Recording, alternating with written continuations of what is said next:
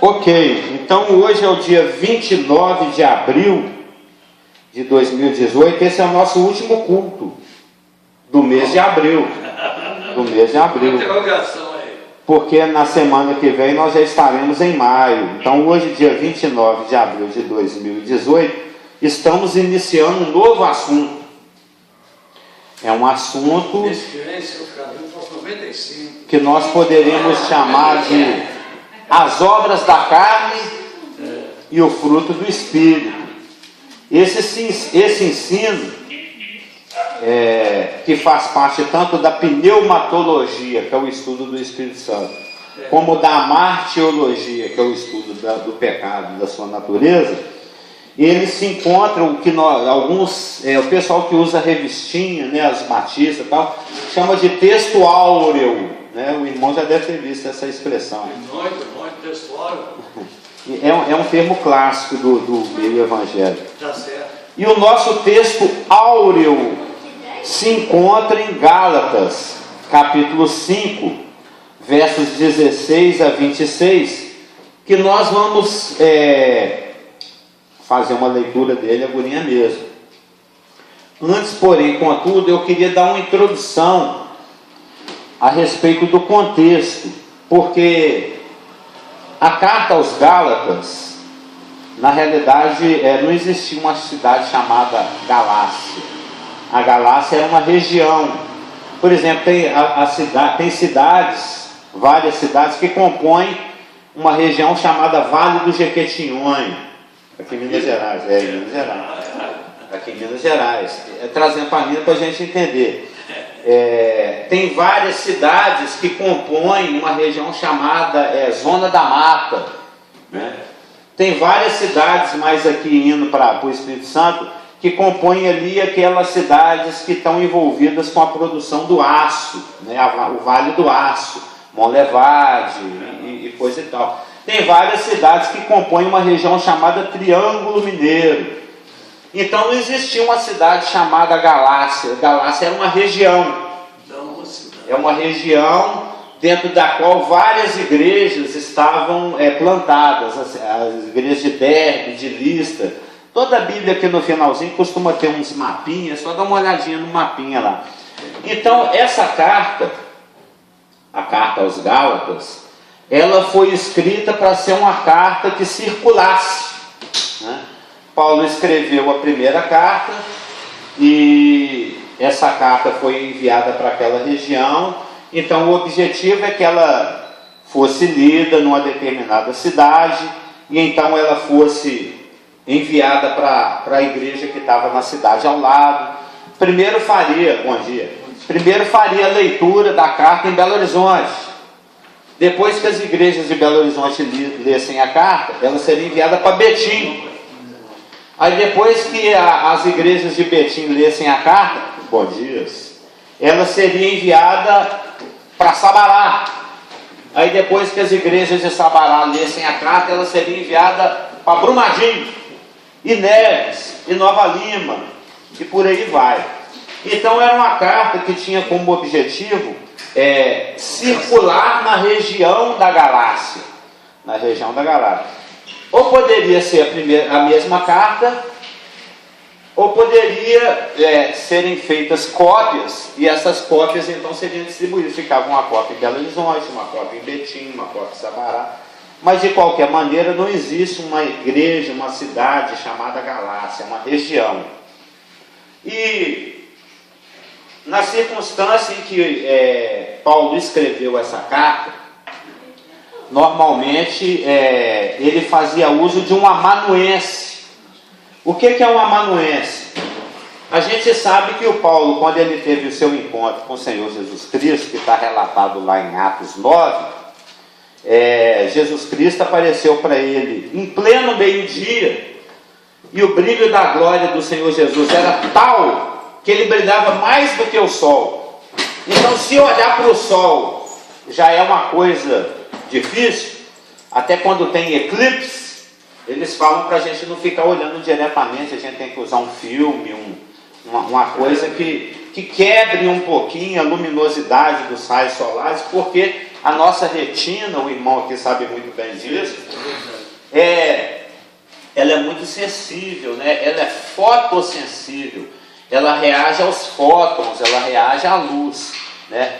Deus projetou o nosso olho exatamente para trabalhar com a informação luminosa. A gente faz a interpretação, o nervo óptico, aí é toda uma questão da área da biologia.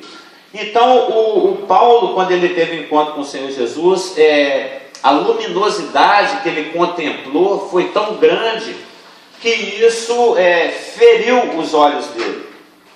Ele teve problemas, o resto da vida, problemas na visão. Tanto é que depois que ele teve um encontro com o Senhor Jesus, que ele acabou de chegar lá na cidade de Damasco, ele está aqui em Atos 9:8. Então se levantou Saulo da terra e, abrindo os olhos, nada podia ver. E guiando-o pela mão, levaram-no para Damasco. Esteve 3 dias sem ver, durante os quais nada comeu nem bebeu.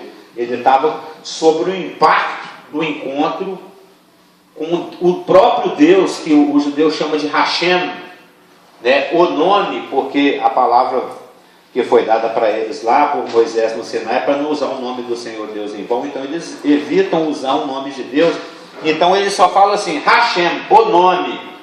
Aquele, sabe, por exemplo, se fosse pecado falar o nome do pastor geral, eu falei, ô pastor, mas quem quer? Não, ô pastor.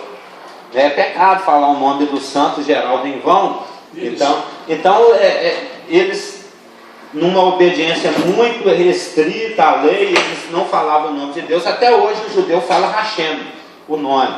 Ele teve aquele encontro com Hashem, se revelou na pessoa de Jesus Cristo, uma pessoa que ele odiava, uma pessoa cujos discípulos ele perseguia, porque, como disse o próprio Senhor Jesus, vai chegar um tempo em que vos matarão e julgarão com isso, estão prestando um serviço para Deus. Ele, no zelo dele, na ignorância dele, a palavra fala que Deus não leva em conta os nossos pecados cometidos no nosso tempo de ignorância. Está em Atos 17, se não me engano. Ele perseguia a igreja. Jesus Cristo veio ao encontro dele no caminho de Damasco. Esse encontro ele foi tão luminoso que ele ficou cego. Aí Deus comissionou Ananias para ir lá orar por ele. Ele falou, mas Senhor, esse homem aí, ele é uma pessoa má, ele é um cara do mal, ele está perseguindo a igreja. Ele falou, não, pode deixar que ele é um vaso escolhido para levar meu nome perante os gentios. Ele vai ver o que é bom para a tosse. Lá em Atos 9,16 fala, pois eu lhe mostrarei quanto lhe importa sofrer pelo meu nome. Ele vai ver o que é bom para a tosse. E ele fala, vai de mim se não pregar o evangelho. Então, no Atos 9,17, então Ananias foi entrando na casa e impôs sobre ele as mãos, dizendo, Saulo, irmão, o Senhor me enviou a saber o próprio Jesus que te apareceu no caminho por onde vinhas, para que recuperes a vista e fiques cheios do Espírito Santo. Imediatamente lhe caíram dos olhos como que umas escamas, e tornou a ver. A seguir levantou-se e foi batizado. Ele voltou a ver, mas ele voltou a ver com a visão afetada. A visão dele nunca mais foi a mesma, né? Dentre as muitas coisas que Paulo sofreu, os açoites, os apedrejamentos, todas as coisas que ele passou pelo nome do Senhor Jesus Cristo, isso tudo vai deixando cicatrizes. A Marluz, por exemplo, tem uma cicatriz no joelho de um acidente que ela sofreu. Eu tenho aqui uma cicatriz no braço porque eu caí da casa do pombo. Eu tenho uma cicatriz aqui no pé porque eu pisei num buraco onde tinha um caco de vida. A vida vai deixando cicatrizes. E Paulo, ele foi colecionando cicatrizes. Ele fala, trago em mim as marcas de Cristo.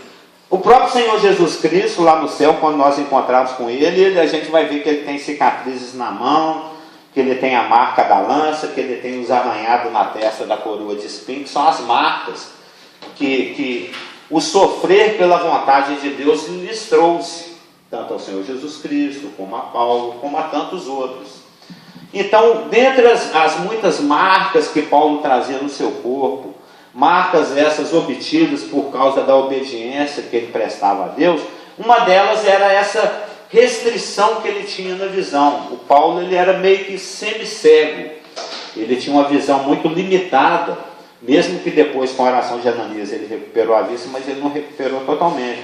Por isso que quando ele escrevia uma carta, pode pegar aí qualquer carta aos Romanos, carta aos Coríntios, qualquer das cartas que ele escreveu, ele sempre começa falando assim, Paulo, apóstolo de Jesus Cristo, e Timóteo, Paulo, apóstolo de Jesus Cristo, e Silvano. Ou seja, eram pessoas, colaboradores que o Senhor Jesus levantava para estarem e para andarem com o Paulo. Era um auxiliar. O Lucas andou com Paulo. A gente, quando lê o livro de Atos, a gente nota que muitas vezes o Lucas está falando eles e depois ele está falando nós, quando ele relata. Quando ele fala nós, é porque ele está se incluindo naquele grupo que está vivendo aquela experiência que está sendo relatada no livro. Por exemplo, em 1 Coríntios, fala, Paulo chamado pela vontade de Deus para ser apóstolo de Jesus Cristo, e o irmão Sóstenes. O Sóstenes estava junto com Paulo no momento em que ele escreveu a carta. Por exemplo, no finalzinho da carta de Romanos, a gente sabe que quem escreveu essa carta, o Espírito Santo deu o conteúdo para o Paulo, inspirou Paulo. Paulo ditou essa carta, mas quem escreveu foi Tércio. Porque quando a gente vai lá, por exemplo, em Romanos 16, 21 e 22, ele fala, saúda-vos Timóteo, meu cooperador, e Lúcio, e Jason, e Sosípatro, nome lindo esse, né? Podia ter posto o nome do Natan de Sosípatro. Olha que nome lindo. Ô Sosípatro! Né? E eu, Tércio, Romanos 16, 22, eu, Tércio, que escrevi esta carta, vos saúdo no Senhor. Então o Paulo, ele lançava a mão de um recurso, porque naquela época não tinha esse recurso de você falar para o computador e ele escrever sozinho. Se tivesse, ele teria usado.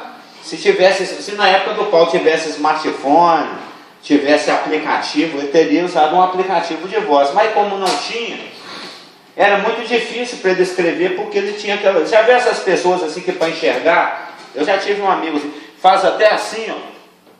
Tem que chegar assim, o texto assim pertinho do olho.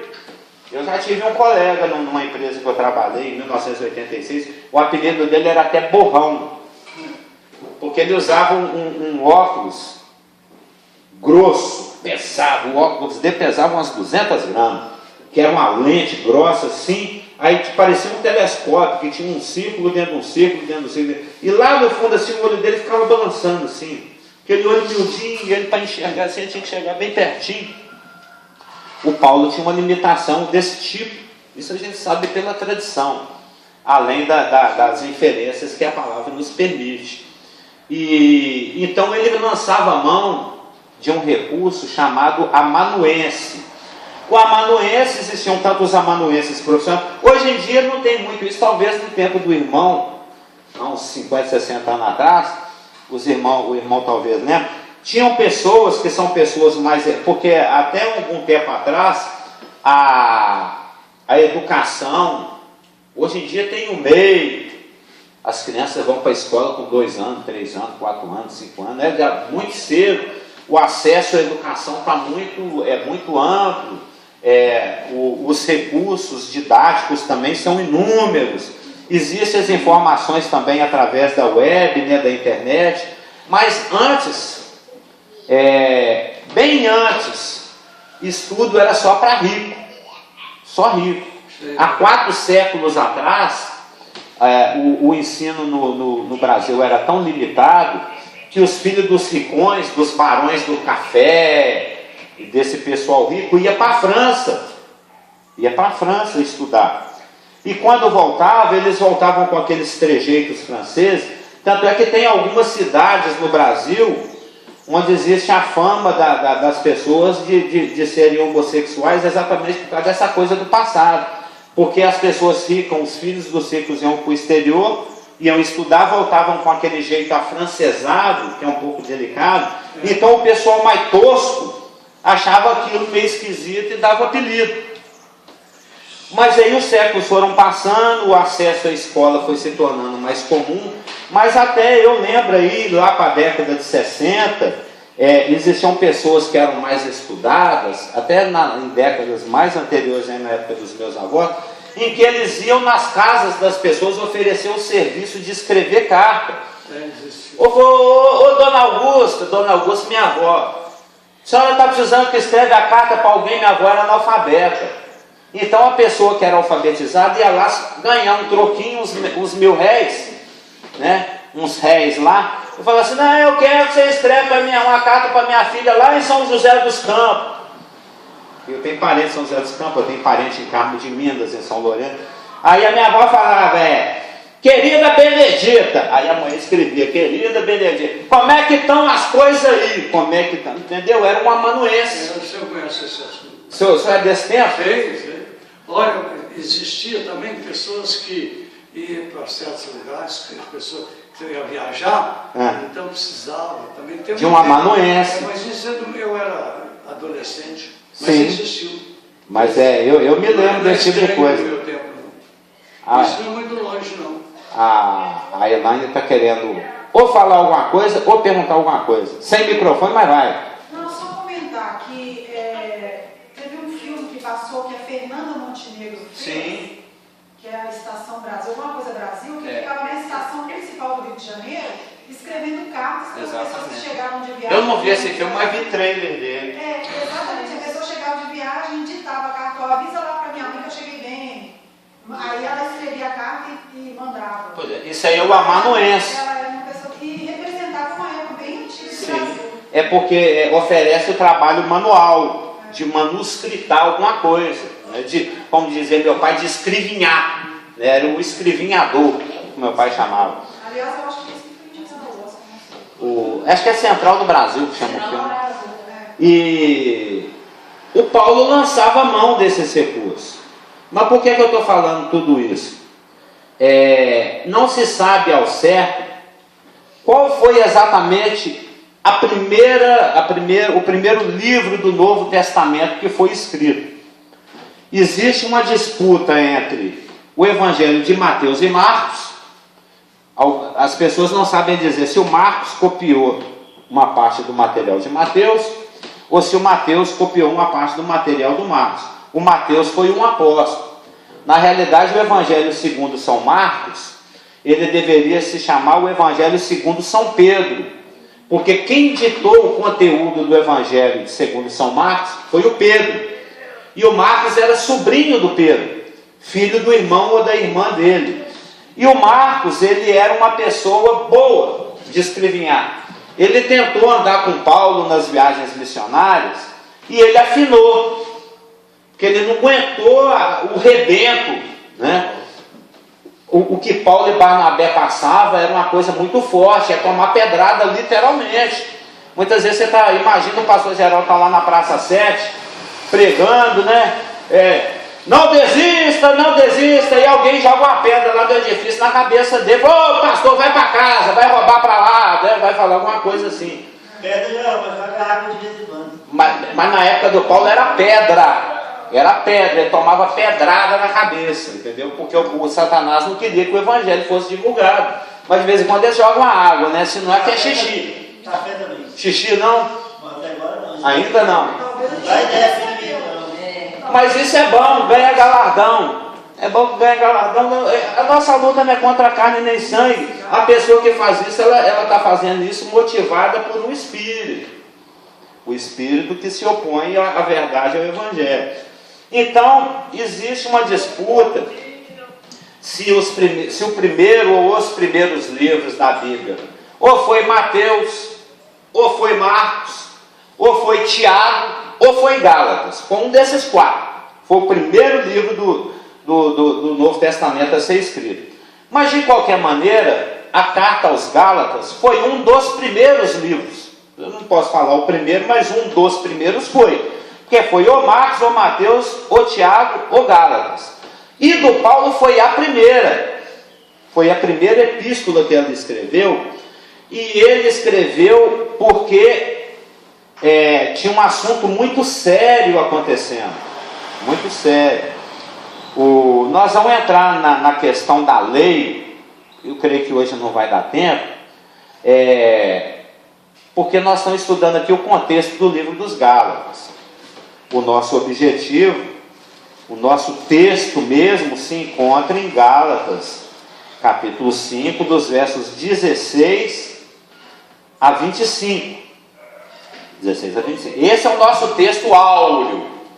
É o texto onde nós vamos estudar, palavra por palavra no grego, de cada uma das obras da carne. E nós vamos estudar também no grego, palavra por palavra, de cada um dos sabores do fruto do Espírito, que é amor, alegria e paz.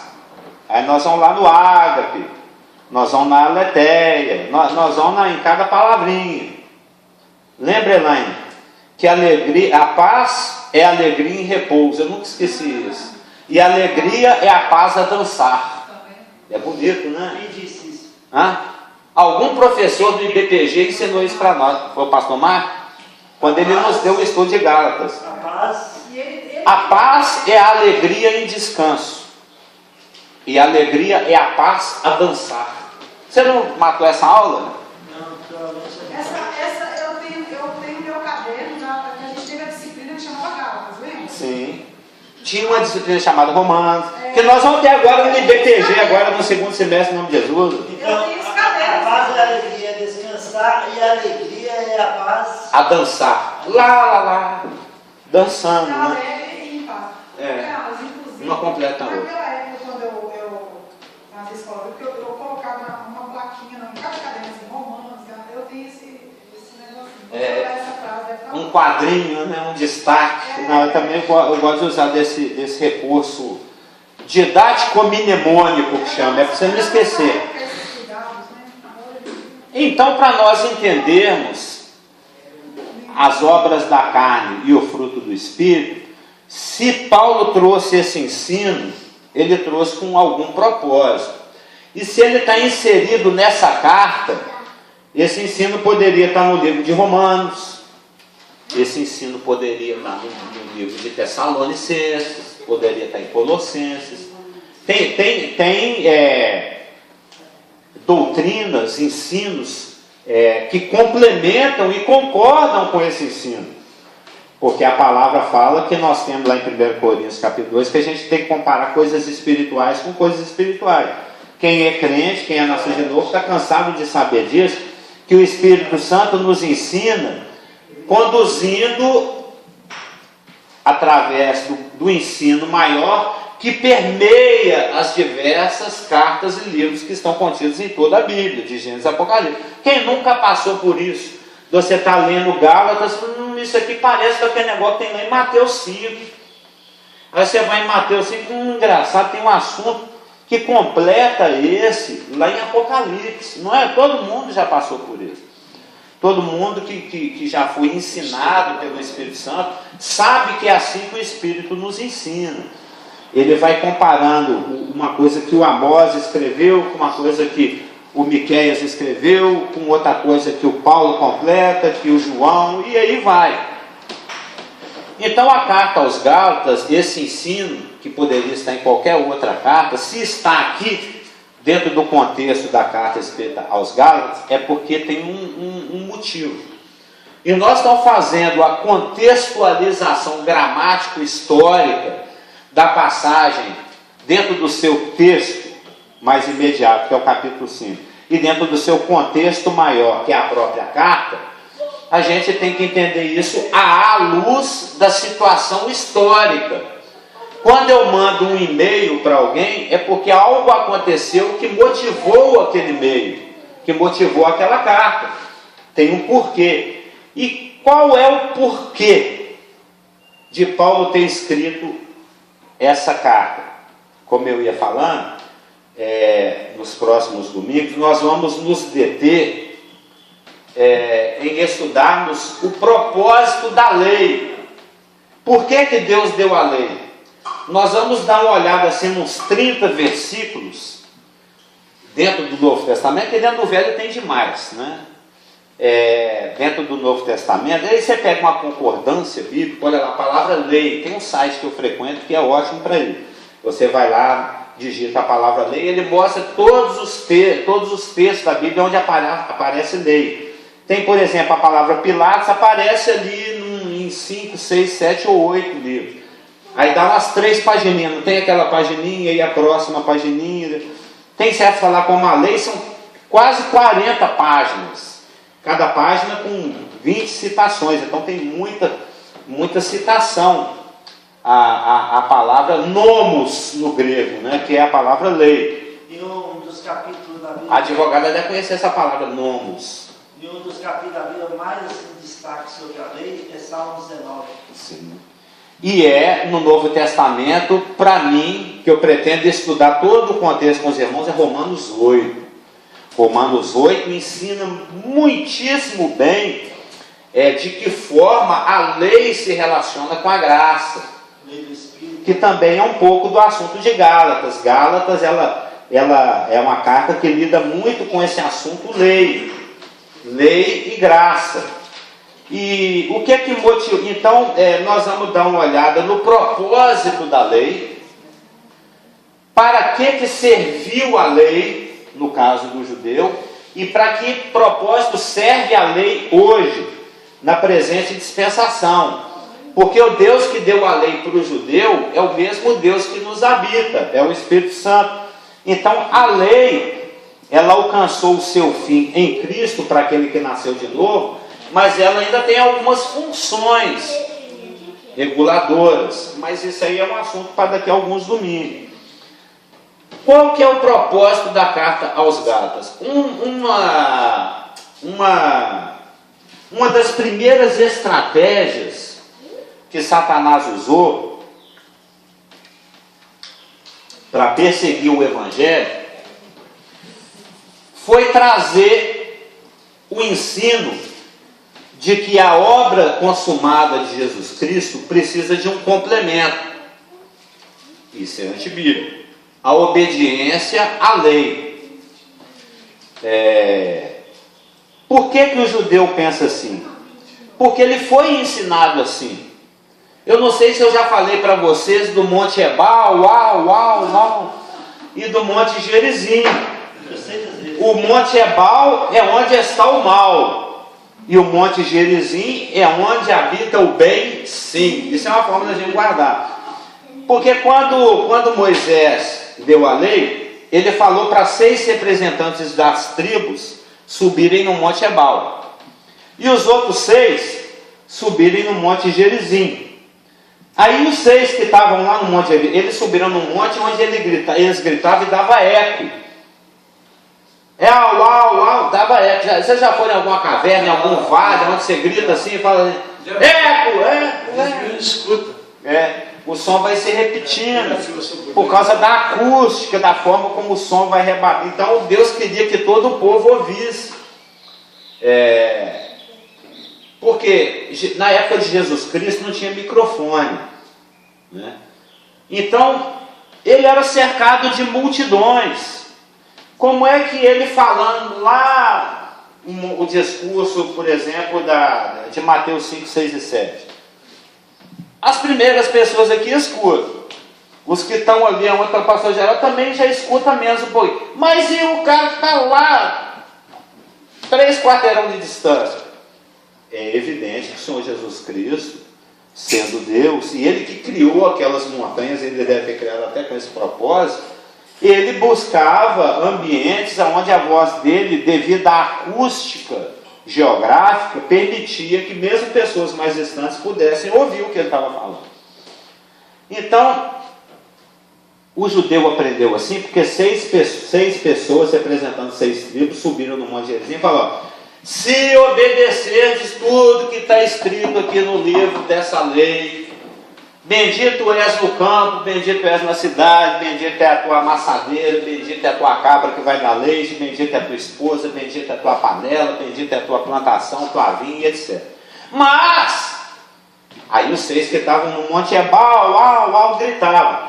Mas, se vocês não obedecer tudo que está escrito no livro dessa lei, maldito você é na cidade, maldito você é no campo, maldito é a sua panela, o leite da sua cabra vai secar, as suas plantas vão mirrar e não vai dar fruto, se der vai ser fruto pequenininho. Em vez dos seus inimigos fugir de vocês que vão fugir dos seus inimigos, as bênçãos e as maldições, decorrentes da obediência ou não à lei. Então o judeu ele foi educado assim. A gente sabe através do livro de João, lá no primeiríssimo capítulo, não que Jesus veio revogar a lei, mesmo muito pelo contrário, ele veio confirmar a lei e expandir o espírito através do qual essa lei foi dada. O objetivo da lei não era exigir uma obediência mecânica, uma obediência cega, uma obediência sem entendimento, mas era moldar o caráter dos seus ouvintes e praticantes de uma tal maneira que eles se tornassem de uma maneira que o caráter do próprio Deus fosse formado neles pela prática da lei. Deus falou com Abraão: eu sou perfeito e eu quero que você ande na minha presença e seja perfeito. Perfeito não quer dizer infalível, quer dizer que você tenha maturidade nas coisas que você escolhe, que você saiba escolher coisas dentro dos preceitos da justiça, dentro dos preceitos da equidade, que a sua vida seja coerente com aquilo que eu tenho te ensinado. Esse é o propósito da lei. Mas a lei, pelo contrário, deixou o judeu com um coração tão duro que ele viu o samaritano sofrendo e ele não se compadecia. E Deus queria que eles, que o caráter do próprio Deus, que é bom, que é misericordioso, tem salmo que fala 300 vezes que o Senhor é bom, a sua misericórdia dura para sempre, que isso também viesse a fazer parte do caráter do praticante da lei. Mas eles não entenderam a lei. E em João 1,17 fala que a lei foi dada por intermédio de Moisés. A lei foi dada por intermédio de Moisés. Mas a graça e a verdade vieram por meio de Jesus Cristo. Ou seja, se as bênçãos na velha dispensação elas só eram obtidas pela obediência dos preceitos da lei, das 613 mitzvot, 613 mandamentos, hoje nós alcançamos o favor de Deus por causa da graça que nos é ministrada e que só pode ser ministrada porque a obra foi consumada por um que cumpriu toda a lei. Isso nós vamos explicar isso tudo em detalhes. Nós aqui estamos dando só uma passada. Ou seja, a consequência disso é que o fim da lei é Cristo.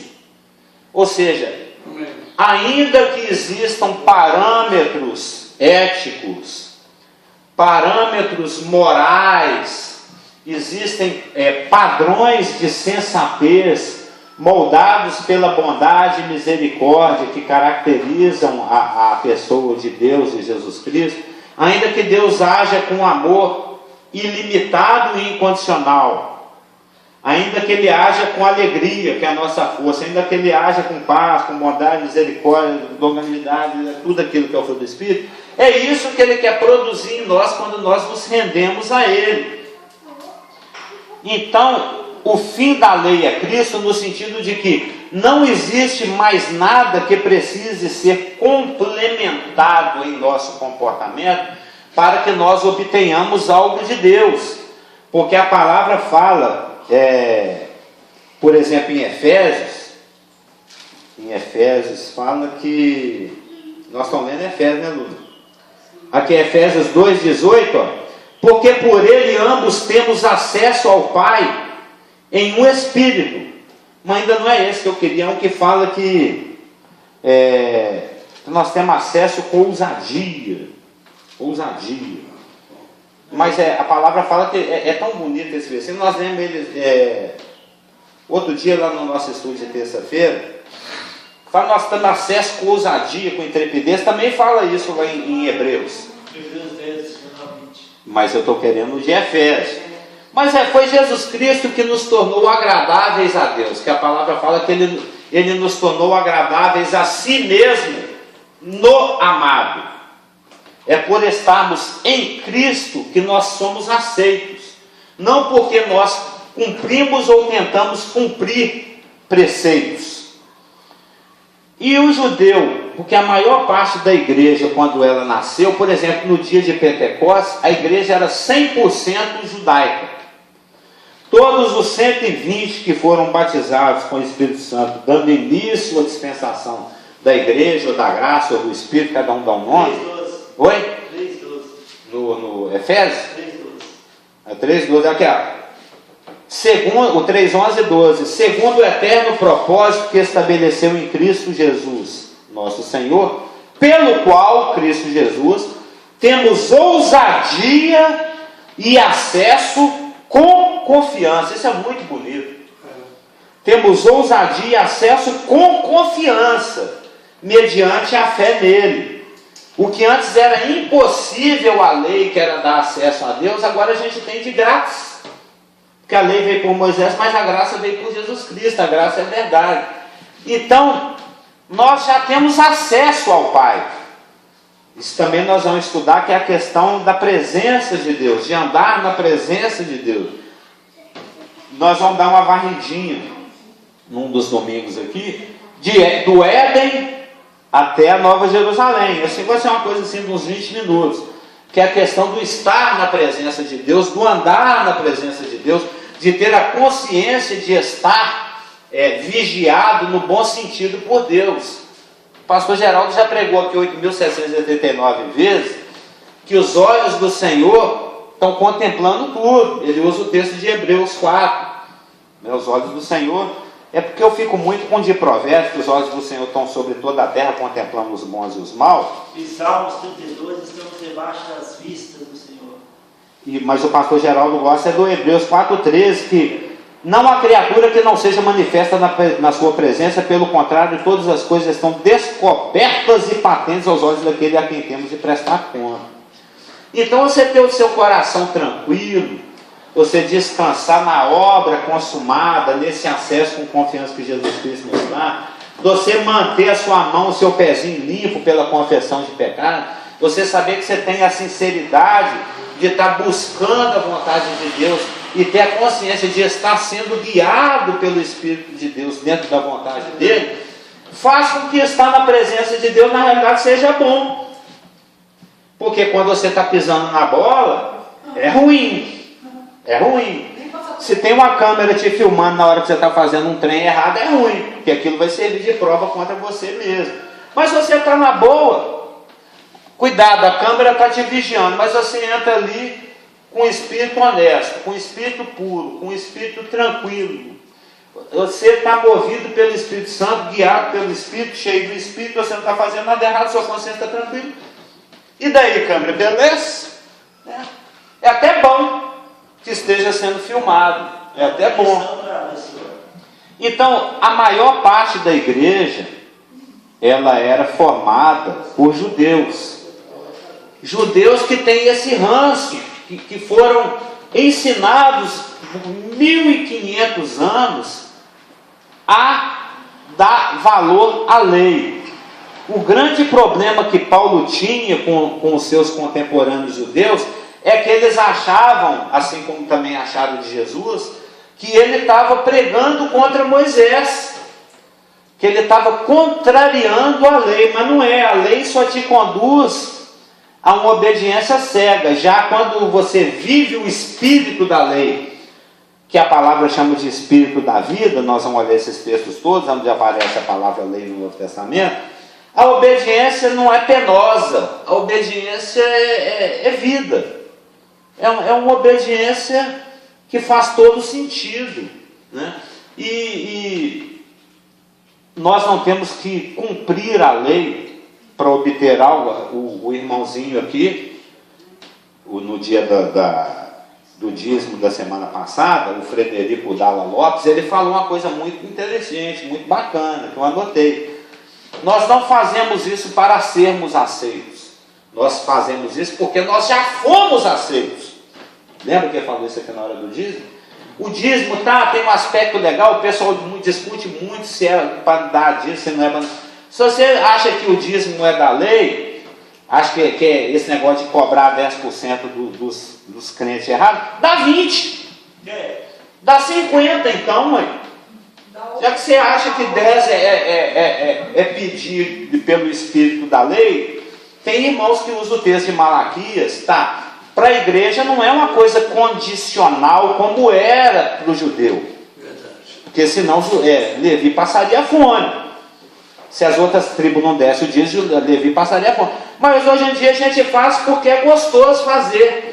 Porque é alegre, faz parte do nosso corpo. A gente canta, né? Tem que cantar, né? Não tem que cantar. Se você está cantando com esse espírito, não canta. Fica calado. Senão você quebra uns. A gente canta porque Deus é merecedor, porque a gente está com vontade de cantar. A gente oferta porque está com vontade de ofertar. E faz para a igreja, a gente ensina porque está com vontade de ensinar. Escuta porque está com vontade de aprender. Esse é o espírito. A lei, a gente não tem obrigação de cumprir a lei, mas o Espírito que escreveu a lei é o Espírito que nos habita. Tanto é que para cada um dos 10 mandamentos tem um princípio de ensino correspondente no Novo. Eu já falei isso lá na casa do pastor Geraldo, quando a igreja se reunia lá. Por exemplo, se lá no Decálogo, né, lá em Êxodo 20, que são os 10 mandamentos famosos, a palavra fala não matarás, tem ensinos em Pedro que falam que é para a gente não sofrer como homicida. Se for para sofrer, para ir para a cadeia, vá pelo nome de ser cristão. A palavra fala lá, não roubarás, mas aqui também fala em Efésios, aquele que furtava, não furte mais. O princípio continua. Aliás, dos 10 mandamentos, 9 tem um equivalente no Novo, só tem um que não tem, que é o sábado. É o 4º mandamento, que é justo que uma certa religião aí mais pega no pé. Porque eles não entendem o espírito da lei, não entendem o espírito que em nós habita na atual dispensação e não entendem o espírito da igreja. Isso é um assunto que a gente vai falar mais para frente. Então, a maior parte da igreja era formada por judeus. Na época que Paulo escreveu Gálatas. Sim, ela vai falar lá longe, talvez a gente escute.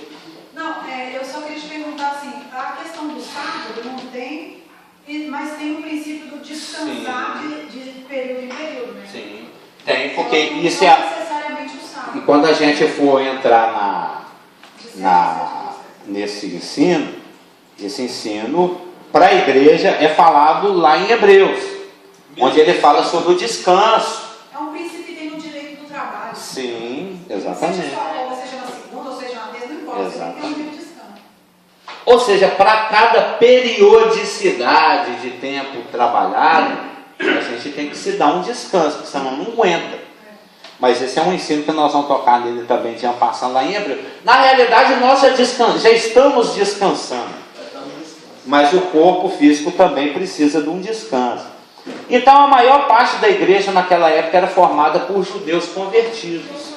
E esses judeus, eles pegavam no pé do Paulo e dos apóstolos, porque eles queriam fazer com que fosse inserido no ensino da igreja a necessidade, se não do cumprimento de toda a lei, pelo menos de alguns que dentro da relatividade moral, conforme já nos ensinou o pastor Marcos, quando alguém quer impor alguma coisa, ele seleciona alguns que são mais pertinentes, são mais convenientes e tenta impor esse tipo de ensino. Por que essa coisa? E isso foi motivo de uma grande polêmica, de uma grande discussão, a primeira grande discussão que surgiu na igreja, que foi motivo do primeiro concílio da igreja, que foi o concílio de Jerusalém, onde os apóstolos tiveram que se reunir para decidir sobre isso. Está lá em Atos 15. E o Espírito Santo chegou a algumas deliberações que nós vamos tocar nela. Que nós vamos fazer uma associação com Tiago 1, que fala sobre a religião pura. Isso é assunto para o domingo, porque o pastor Geraldo já está ali me olhando com um olhar de ponteiro, mas ainda tem 2 minutos. Ele está com aquele olho assim de ponteiro do segundo. Entendeu? Mas faltam as duas frases aqui, eu termino a conclusão de hoje. E esse é um assunto tão sério, que a graça não pode ser misturada com a lei, que a lei não tem nada a adicionar à graça, que a obra consumada de Cristo não carece de nenhum acréscimo, que o Paulo, mesmo sem ter alguém para escrever a carta para ele gastou papel que naquela época era caro. Tanto é que em Atos, a urgência e a importância desse assunto é vista pelo fato de que Gálatas foi uma das primeiras cartas a serem escritas, de que o concílio de Jerusalém foi o primeiro concílio onde teve que se debater algum assunto importante para a igreja, que foi essa questão de lei e graça. E Paulo está aqui no capítulo 6 de Efésios, no verso 11, ele fala: veja com que grandes letras vos escrevo, de meu próprio punho. Era um assunto tão urgente, tão importante, que Paulo não tem ninguém para escrever, ele lá escreveu com as letras bem grandonas. Isso aqui não é poético não, ele escreveu com um letrão grande, para ver se ele enxergava o que ele mesmo estava escrevendo, dada a urgência do assunto. Então o contexto da carta de Gálatas é um contexto onde Paulo esclarece qual o porquê da lei, como o nascido de novo da igreja se relaciona com a lei e como que dar ouvidos para esse tipo de coisa é pernicioso, porque Satanás, quando ele traz esses ensinos de guardar sábado, quando ele começa a enfatizar algum ponto da lei em detrimento da graça que nós devemos viver nela, ele quer que a gente se perca nos detalhes. Porque quando você se perde nesses detalhes, você tira o seu olhar de Jesus Cristo, que é uma ordem, olhando firmemente, desembaraçando o pecado até nas menos acedidas, já pregou isso 8.000 vezes, e olhando firmemente o autor e consumador da nossa fé, a gente vai ficar olhando o quanto eu estou obedecendo ou não tal coisa, e se o outro do meu lado também está. Então, o grande contexto do nosso ensino, as obras da carne e o fruto do Espírito, está dentro desse contexto, de uma urgência de se ensinar algo que é de suma importância: a lei e a graça. Amém? Meu irmão pode orar por nós?